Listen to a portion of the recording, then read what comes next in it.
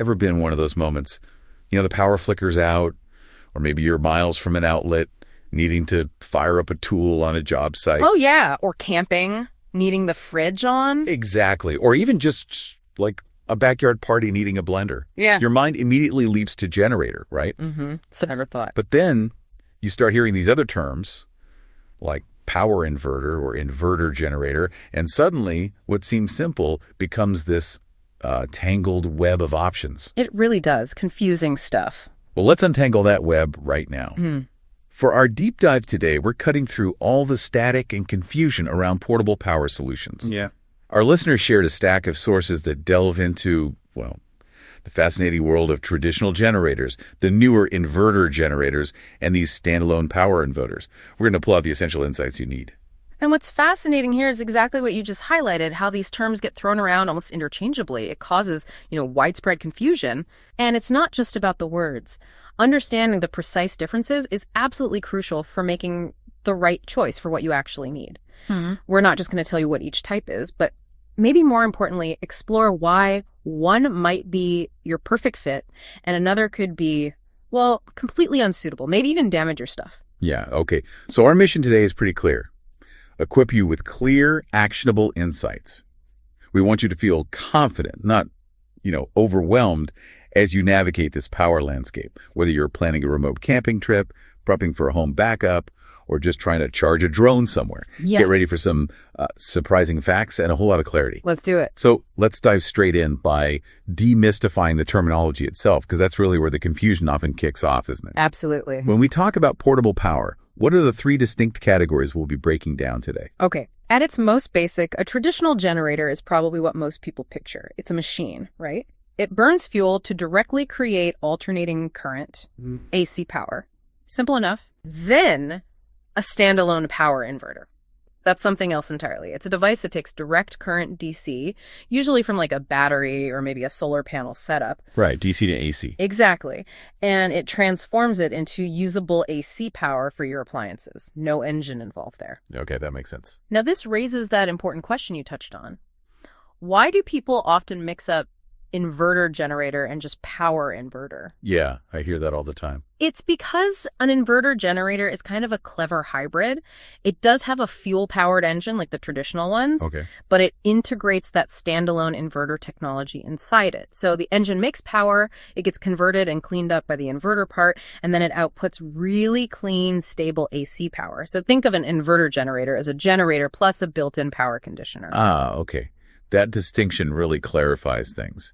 So for our deep dive, we're comparing these three distinct types: traditional generators, the inverter generators of those hybrids, and standalone power inverters, which are basically battery driven. That's the breakdown. Got it.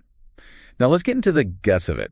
How do these fundamentally different systems actually make the electricity? And what does that mean for, us using them? Absolutely. The how is key to understanding everything else: noise, efficiency, power quality, all of it. So traditional generators, these work by burning fuel, usually gasoline or diesel, to spin an engine. That engine's directly connected to an alternator. Right, mechanical energy to electrical. Exactly. And this process directly produces AC power. What's really important here, though, is the engine runs at a constant high speed, typically 3,600 RPM. Always. Even if I just plug in a phone charger. Always. Doesn't matter if you're drawing a tiny bit of power or a whole lot. Think of it like a car stuck in high gear, just riving away, burning fuel constantly. Okay. That constant speed is needed to keep the right frequency, 60 hertz in North America. Huh. But yeah, means it's always working hard, even when it doesn't need to. Seems kind of wasteful. It can be. Now, compare that to inverter generators. They also have a fuel engine, but with that crucial twist we mentioned. The built-in inverter part. Right. The engine generates AC, but then it's immediately converted to DC, and then a sophisticated inverter converts it back to really clean, stable AC. And here's the kicker. The engine speed in an inverter generator intelligently varies with the demand. Oh, okay. So if I plug in just that phone charger... The engine just idles down, nice and quiet, sipping fuel. Then if you plug in something bigger, like a microwave, it instantly revs up just enough to meet that load. That sounds way smarter. It has huge impacts on efficiency and noise, which we'll get to. And the third type, the standalone ones. Right. Standalone power inverters. These are completely engine-free, No fuel burning on site. So quiet then. Totally silent in operation.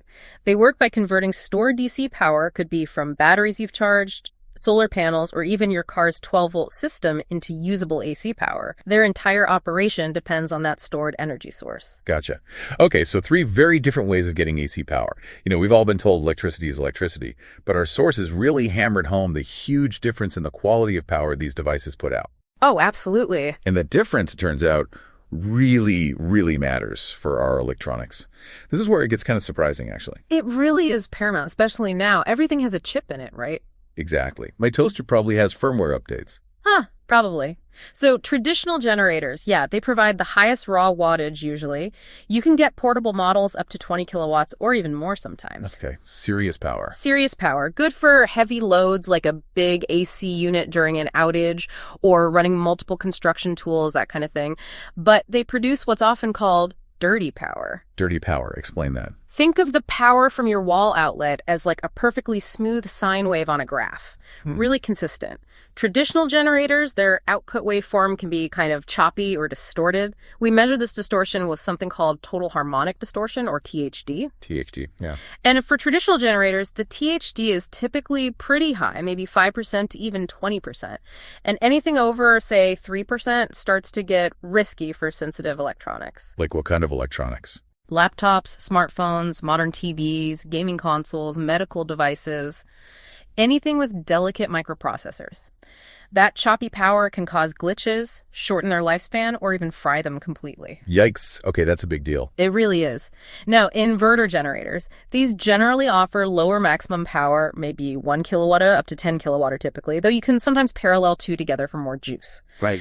But the absolute key advantage here is their clean power output because of that inverter technology. Oh, cleans it up. Exactly. It produces a very smooth, stable sine wave, very similar to grid power.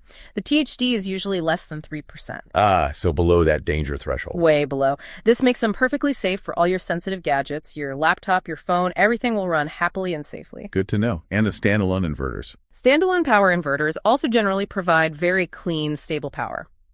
Excellent for sensitive electronics, too. Their output quality can depend a bit on the quality of the unit itself and the stability of the DC source, but good ones are superb. Their wattage varies hugely, though, from little 300W units up to 5 kilowatts or more. But remember, their capacity is strictly limited by the battery size and the inverter's rating. Best for low to medium loads, usually. Okay, so clean power is a massive plus for the inverter and standalone options, especially with all the tech we rely on. Huge advantage. But the story doesn't end there, right? What about how much fuel these things actually use, how loud they are, and, the environmental side of things? These are often the biggest deciders for people. Absolutely. These practical aspects are huge. Let's talk fuel efficiency and runtime. Traditional generators. Well, they're not great here. Remember that constant high engine speed? Yeah, always revving. So even under a light load, they're burning fuel at a high rate, wasting energy. Sources suggest they might only operate at about 40% efficiency. Wow, less than half. Yeah, so more than half the energy in that gallon of gas is basically lost as heat and noise, not useful electricity. They typically run 8-12 hours on a tank, maybe more with bigger tanks, but that consumption adds up fast. Okay, thirsty. What about the inverters? Inverter generators are significantly more fuel efficient because that engine speed adjusts to the actual load. It sips fuel when it can. Exactly. They only use as much fuel as needed. This means they can use like 40-50% less fuel than a traditional generator doing the same job. That's a massive saving. Huge. And it leads to much longer run times, often 8-20 hours, sometimes even more, on the same size fuel tank. Big plus for camping or long outages. Definitely. And the standalone. No fuel, so infinite efficiency.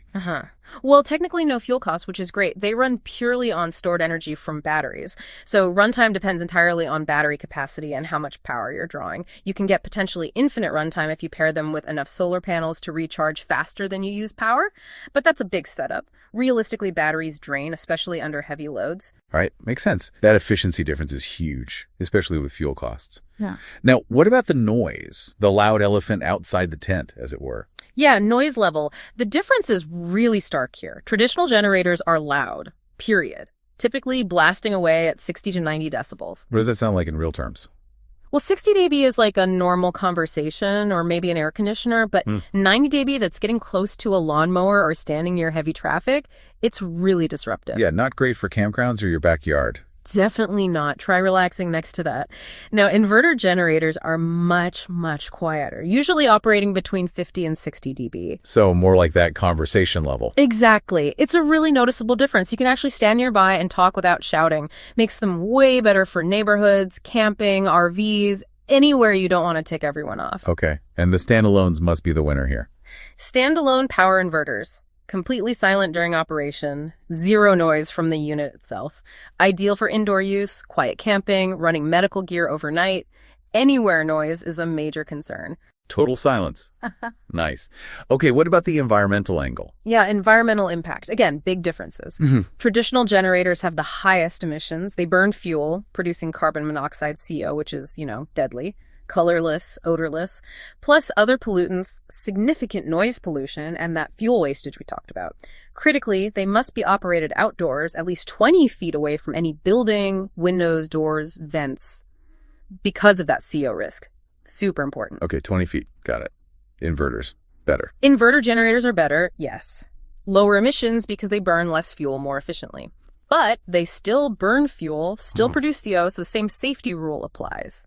Outdoors only, well away from the house. Still need ventilation. Absolutely. Now, standalone power inverters, if you're charging them with solar or another renewable source, they offer zero operating emissions, no fuel, no exhaust. Hands down, the cleanest option. The green choice. Okay. So when you're thinking about a portable power solution, actually being able to move it is kind of key, right? You'd think so. Yeah, portability matters a lot. Nobody wants to need a forklift to take their portable generator camping.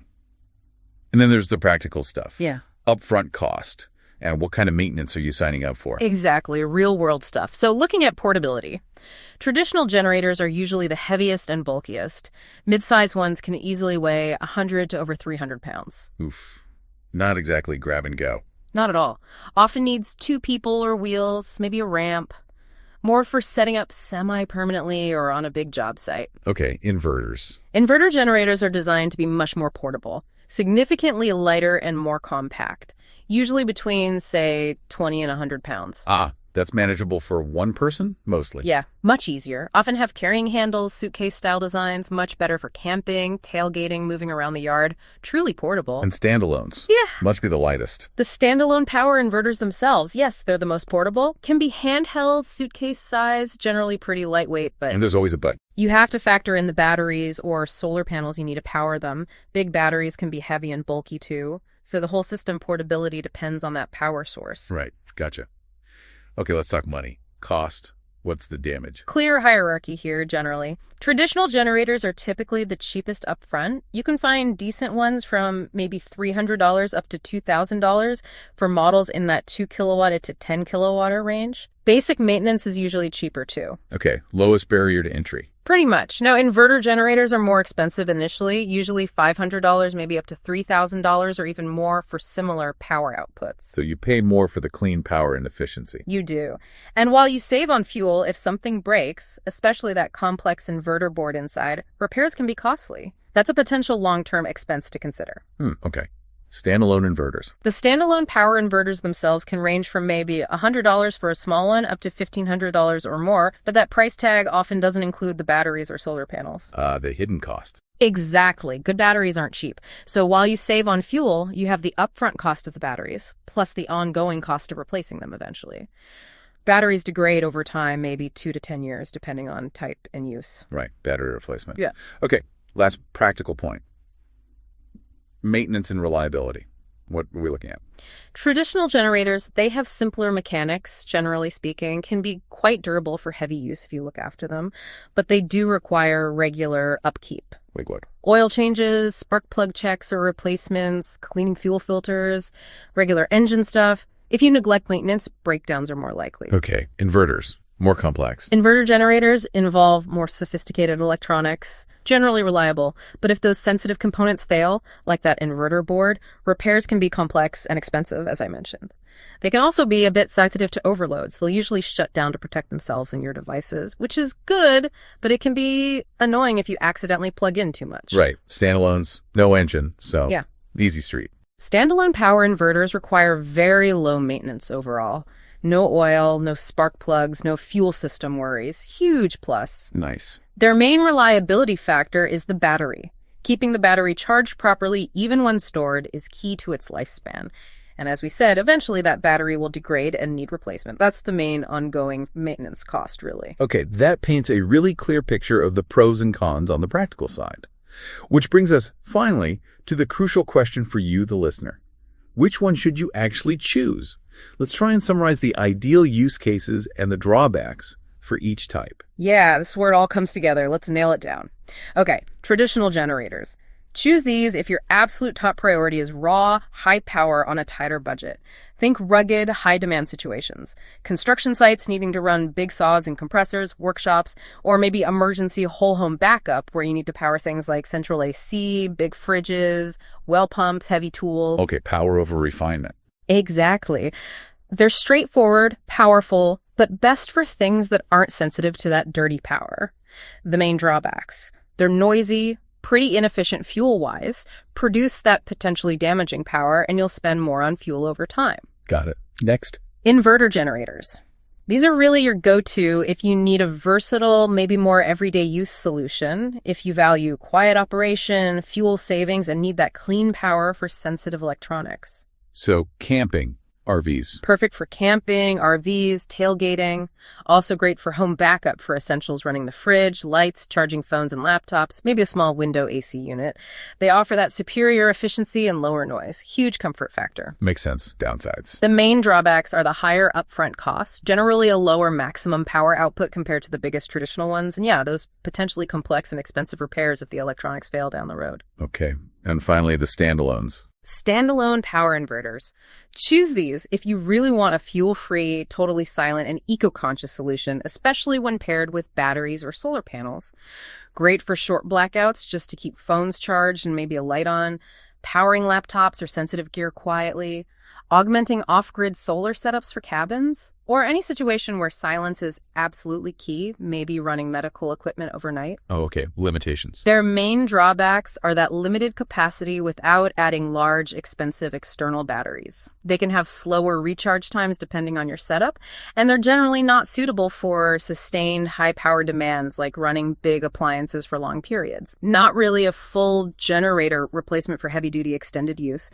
So if we connect this to the bigger picture, it's just so clear there isn't one single best option, is there? No, definitely not. Your decision really boils down entirely to your specific power needs, your budget, how portable you need it to be, and maybe your environmental priorities. Each one shines in its own niche. And a critically important safety reminder pulled straight from our sources.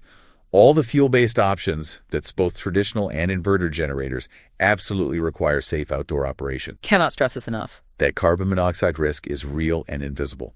Always prioritize models with CO shutoff features for your safety. Look for that feature. Please do. It's a lifesaver, literally. Wow. What a comprehensive deep dive into the world of portable power. I feel like we've really unpacked the crucial differences. Traditional, inverter, standalone. It's much clearer now. You understand that distinction between clean power versus dirty power, why quiet operation isn't just a luxury sometimes, and those surprising efficiency variations that impact your wallet and, frankly, your sanity. And the key takeaway, hopefully, is empowerment. You now have the knowledge to look at pretty much any situation, power outage, camping trip, job site, and quickly figure out which type of solution makes the most sense for you. Whether you need that raw grunt for heavy-duty tasks or the quiet efficiency for your delicate electronics, or maybe that silent fuel-free option.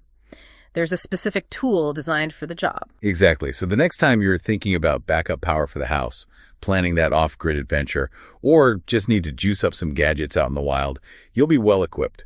You can size up your needs and confidently pick the right solution. No more tangled webs, just clear choices. Hopefully. Yeah, hopefully. And, this makes me wonder, thinking ahead, considering how fast battery technology is improving, how might these integrated hybrid systems, those portable power stations that bundle big batteries with easy solar charging, how might they continue to evolve? Could they eventually become the ultimate best of both worlds solution for even more people, maybe even replacing fuel generators for most personal uses? That's a really interesting thought. The convenience of battery, the potential for infinite solar runtime, blurring the lines even more. Something to watch. Definitely something powerful to ponder as you plan your next adventure, no matter how you choose to power it.